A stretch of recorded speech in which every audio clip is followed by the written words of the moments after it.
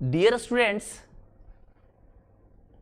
सबसे पहली बात कि ये हमारा पहला लेक्चर है और इस लेक्चर में हम इस चैनल को स्टार्ट करने का हमारा मेन उद्देश्य है बच्चों कि जो बच्चों को कुछ टॉपिक जो है वो कॉम्प्लिकेटेड लगती है या चीजें जो है वो भारी लगती है, वो वैसे कमजोर बच्चे हैं या वैसे भी बच्चे जिनको लगता है कि नहीं हमारा स्कोर जो है वो थोड़ा सा और अच्छा हो सकता है, अगर वो इस चैनल से जुड़ते हैं बच्चों तो उनका स्कोर 100% अच्छा होगा। सबसे पहले इस चैनल का शुरुआत क्यों किए हैं, इसके पीछे का रीजन क्या है, इसके पीछे का उद्देश्य क्या है, ये हम आपको एक्सप्लेन कर देते हैं। बच्चों, इस चैनल को स्टार्ट करने का मेरा एक ही उद्देश्य है।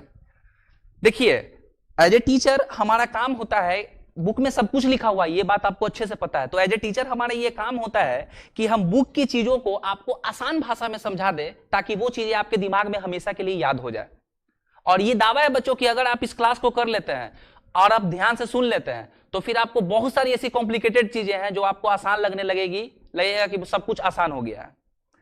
तो इसलिए इस उद्देश्य से इस चैनल को स्टार्ट करने का मेरा पर्पस यही था। बच्चे, आप मोबाइल यूज करते हैं, मोबाइल का सही यूज भी है और दुरुपयोग भी है। अगर आप सही यूज करते हैं तो वो आपके फ्यूचर के लिए अच्छा होता है, अगर आप उसका यूज सही नहीं करते हैं तो फिर वो आपके फ्यूचर को स्पॉइल करता है। तो इस चैनल से आप जुड़िए और आप इस चैनल का लाभ उठाइए, इससे आपको बहुत बेनिफिट होगा। आपको ये एहसास होगा कि हाँ, हम जब जुड़े हैं आकाश सर से तो कुछ ना कुछ फायदा हो रहा है। और एज ए टीचर मैं आपका फ्रेंड हूं, एज ए दोस्त समझिए। टीचर तो हूं ही, लेकिन आप टीचर की तरह नहीं, जस्ट एज ए अपना छोटा भाई दोस्त समझ सकते हैं।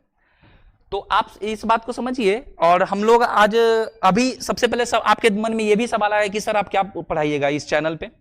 तो बच्चों, इस चैनल पे अभी हम लोग स्टार्ट करेंगे धीरे धीरे। आपको पहले हम केमिस्ट्री कुछ डिस्कस करेंगे, फिर फिजिक्स डिस्कस करेंगे, कुछ इंपॉर्टेंट बातें डिस्कस करेंगे। वो सभी बातें डिस्कस करेंगे जो आपके एग्जाम 2026 में यानी 2026 में आने वाला है, वो सारी चीजें आपके साथ डिस्कस किया जाएगा। फिर उसके बाद धीरे धीरे कुछ टॉपिक आपके साथ जो कॉम्प्लिकेटेड टॉपिक है वो डिस्कस करेंगे। उसके बाद फिर धीरे धीरे हमारा लास्ट में होल सेशन आपके सामने आएगा जिसमें पूरा का पूरा चैप्टर आपके लिए होगा। लेकिन इसके लिए आपको मेरे साथ जुड़ा हुआ रहना पड़ेगा। आपके लिए आपको मैं एक चीज बता दूं कि पिछली बार का जो पेपर हुआ था 2026, ये कोई तारीफ करने वाला बात नहीं है। पिछली बार जो पेपर हुआ था 2025 में जो पेपर हुआ था, ये सीबीएसई का फाइनल एग्जाम, उसमें 100% क्वेश्चन मेरे नोट्स से आया था। 100% क्वेश्चन। और उस चीज का मैं प्रूफ धीरे धीरे करूंगा। यहाँ पे मेरा नोट्स रहेगा, सीबीएसई का फाइनल पेपर रहेगा, फिजिक्स केमिस्ट्री का मेरा नोट्स रहेगा और आप उससे मिलाइएगा, आपको समझ में आएगा।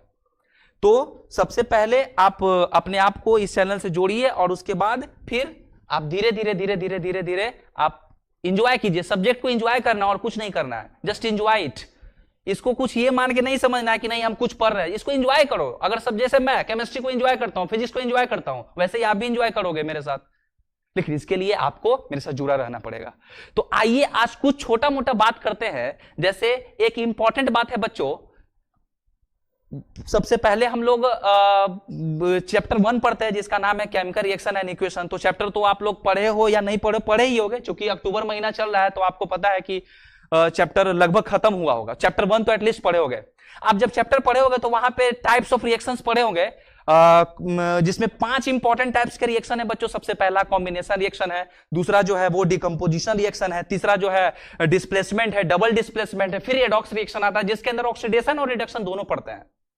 तो बच्चों, पढ़ते तो ये सारे के सारे रिएक्शंस है, लेकिन आपके दिमाग में ये फिट होना चाहिए कि कुछ ऐसा पोर्शन है जो हमारे एग्जामिनेशन पॉइंट ऑफ व्यू से बहुत है। रिएक्शंस तो बहुत सारे हैं, तो सर क्या सारे के सारे रिएक्शन में रट लूं? अगर आप रट सकते हो तो बहुत अच्छा है, लेकिन अगर सर हम मिनिमम कम से कम याद करके सर कितना जाए कि हमारा काम हो जाए, तो उसके लिए आपके लिए एक कंटेंट दिया जा रहा है, उस चीज पे आप फोकस कीजिएगा और ध्यान से सुनिएगा। तो बच्चों, सबसे पहला बात है कि सर कौन सा रिएक्शन है। तो बच्चों, आप इस चीज को समझ लो ध्यान से, कंफर्म बता रहा हूं मैं। आप कुछ पढ़ो या नहीं पढ़ो, लेकिन डिकम्पोजिशन रिएक्शन जरूर पढ़ो। रिएक्शन का अगर आप रेडॉक्स रिएक्शन और डिकम्पोजिशन रिएक्शन पढ़ लेते हो, 100% सवाल आएगा उसमें से। 100 नहीं कह सकते, 99% आएगा, 1% का गारंटी हम भी नहीं ले सकते। तो अब इस बात को समझते हैं। देखिए कैसे। सबसे पहला कुछ जो है इंपॉर्टेंट रिएक्शन में सबसे पहला रिएक्शन है बच्चों some important. Now I am going to discuss some important chemical reactions. Some important chemical reactions. तो सर कौन सा इंपॉर्टेंट रिएक्शन है बच्चों? 2023 में भी पूछा, 2025 में इस साल पूछा है, तो कौन सा रिएक्शन है सर? आइए, सबसे पहला जो रिएक्शन है उस रिएक्शन का नाम है डिकम्पोजिशन ऑफ लीड नाइट्रेट। आपको यह बात पता होना चाहिए अच्छे से कि डिकम्पोजिशन रिएक्शन 3 तरीके से होता है रे। कितने तरीके से होता है? 3 तरीके से। डिकम्पोजिशन रिएक्शन 3 तरीके से होता है। कौन कौन सा डिकम्पोजिशन रिएक्शन है? सबसे पहला है जिसको हम लोग बोलते हैं थर्मल डिकम्पोजिशन। थर्म का मतलब हीट होता है। अरे भाई मेरे, डिकम्पोजिशन रिएक्शन आ जाओ, सुन लो ध्यान से। डिकम्पोजिशन रिएक्शन कितने तरीके से होता है? आकर्षण 3 वेज, 3 तरीके से होता है। सबसे पहला जो है उसको हम लोग बोलते हैं थर्मल डिकम्पोजिशन। और आपको भी एक बात पता होगा कि थर्मल का मतलब, थर्म का मतलब हीट होता है, यानी अगर हीट लगा के तोड़ देंगे तो उसको बोलेंगे थर्मल डिकम्पोजिशन। और दूसरा जो होगा उसको बोलेंगे, क्या बोलेंगे रे? बोलो जल्दी। इलेक्ट्रोलाइसिस। क्या बोलेंगे? इलेक्ट्रोलाइसिस। और तीसरा आपने पढ़ा होगा बच्चों, जिसको हम लोग बोलते हैं फोटोकेमिकल। अरे देखने से तो बहुत छोटा लगता है फोटोकेमिकल क्या है मास्टर, लेकिन फोटोकेमिकल बहुत इंपॉर्टेंट रिएक्शन है, बहुत इंपॉर्टेंट रिएक्शन है। और इस बार का भी मेरा गेसिंग है कि फोटोकेमिकल रिएक्शन से क्वेश्चन आएगा। फोटोकेमिकल रिएक्शन जिसमें हम लोग सनलाइट के प्रेजेंस में किसी रिएक्शन, किसी कंपाउंड को तोड़ते हैं। यानी अगर डिकम्पोजिशन रिएक्शन सनलाइट के प्रेजेंस से टूटेगा तो उसको फोटोकेमिकल, अगर डिकम्पोजिशन रिएक्शन इलेक्ट्रिसिटी से टूटेगा तो इलेक्ट्रोलाइसिस, अगर डिकम्पोजिशन हीट लगा के तोड़ेंगे तो उसको बोलेंगे थर्मल डिकम्पोजिशन। तो आइए उसी में से बाबू रे एक थर्मल डिकम्पोजिशन है PbNO3 होल ट्वाइस। इसका डिकम्पोजिशन पूछा, कब पूछा? 2023 में पूछा। इस बार भी संभावना है कि पूछेगा। तो क्या आया बच्चों? ऑब्जेक्टिव में क्वेश्चन आया था, क्या आया? इसका डिकम्पोजिशन क्या होगा जी? PbO plus NO2 plus O2। और साथ ही साथ एक चीज याद रखना बच्चों कि NO2 जो है उसका ब्राउन फ्यूम होता है। कैसा फ्यूम होता है? Brown fume. अच्छा सर, ब्राउन फ्यूम क्या होता है? भूरा धुआं। ब्राउन फ्यूम का मतलब क्या होता है? भूरा धुआं, सिंपल सा बात। अच्छा सर, ये हो गया, एक रिएक्शन याद हो गया। अब बच्चों एक बात बताओ, अगर ये रिएक्शन याद नहीं रहेगा तो क्या आपको लगता है कि आप इस चीज को बना दोगे? सोचकर बना दोगे? सोचो, अगर ये चीज नहीं लिखा हुआ है जी और PbNO3 का डिकम्पोजिशन करवाना है, क्या आप कर लोगे PbNO3 का डिकम्पोजिशन? बोलो, क्या PbNO3 का डिकम्पोजिशन कर लोगे? बिल्कुल नहीं। तो सर इसको याद कर लो। अच्छा, दूसरा क्या है सरकार? दूसरा है सरकार FeSO4 का डिकम्पोजिशन।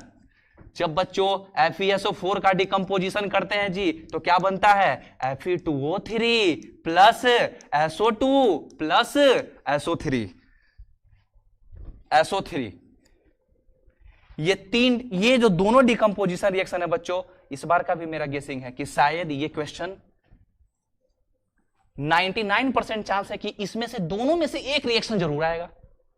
तो आप इस चीज को दिमाग में बैठा लो कि अगर FeSO4 का फेरस सल्फेट का डिकम्पोजिशन करवाएंगे तो Fe2O3 plus SO2 plus SO3।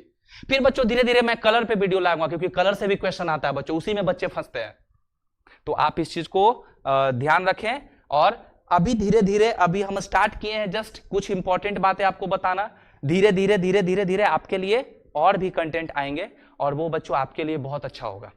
और फिर आपको जो, जैसा मैंने वादा किया है कि जो 2025 में 100% सवाल मेरे नोट से आया है वो इस यहां पे प्रूफ करूंगा मैं। इसी के साथ thank you so much. Channel को लाइक करें, सब्सक्राइब करें और शेयर करें। Thank you so much. हो गया सर।